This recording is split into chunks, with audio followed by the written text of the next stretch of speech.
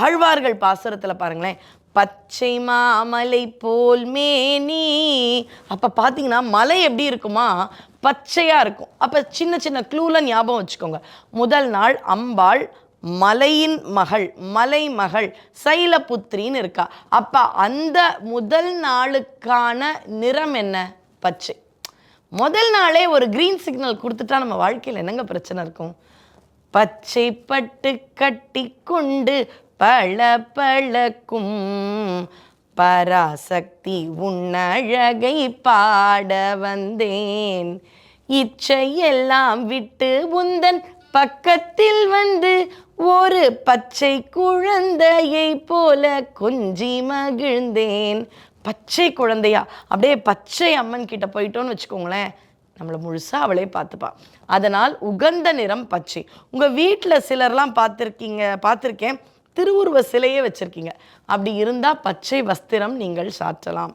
இல்லை நீங்கள் பச்சை ஆடை 9 நாளும் பார்த்தீங்கன்னா உங்கள் வீட்டில் உங்கள் மகளுக்கோ இல்லை அம்மாவுக்கு ஒரு சதாபிஷேகம் நடக்குது. அப்போ நீங்கள் எவ்வளோ கோலாகலமாக பட்டு புடவையில் இருப்பீங்க. அப்படி தான் நம்முடைய அம்மா தாயாகிய அம்பிகைக்கான கொண்டாட்டம்.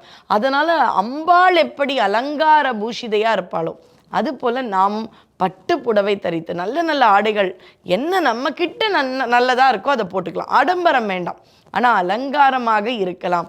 அப்படி அலங்காரமாக இருத்து விளக்கேற்றி தூபமிட்டு பூக்களை கொண்டு பூஜை பண்ணி பாருங்க. அன்னைக்கு உங்கள் வீட்டோட வைப்ரேஷன் உங்களுக்கே தெரியும்.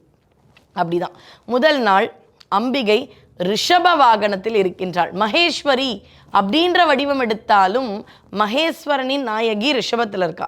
சைலபுத்திரி அப்படி மலைமகளாக நினைத்தாலும் அவளுக்கும் ரிஷப வாகனம், கையில் தாமரை ஏந்தி இருக்கின்றாள். அப்போ முதல் நாள் என்ன நைவேத்தியம் அம்பாளுக்கு பண்ணலாம்? காலை மாலை 2 வேளையும் பண்ணா சிறப்பு. எதுவுமே பண்ண முடியலன்னு ஒரு உலர்ந்த திராட்சையை வச்சாலும் அம்பாள் ஏத்துப்பா, அது அவளுடைய கருணை. ஆனால் நாம் எந்த அளவு முடியுமோ அந்த அளவு கொண்டாடலாம். அப்போ காலை வேளையில் அம்பிகைக்கு வெண்பொங்கல் வைத்து கொண்டாட வேண்டும். மாலை வேளை முதல் நாள் இல்லையா, அதனால் சுண்டல் வகைகளில் பச்சை பயிரை அப்படியே இனிப்பாக சேர்த்து வெள்ளை கரைச்சல் எடுத்துக்கணும். அதில் இந்த வேக வச்சு அந்த பச்சை பயிரையும் வெள்ளத்தால் இருந்த அந்த கரைசலையும் சேர்த்து ஒரு இனிப்பான சுண்டல் வகை.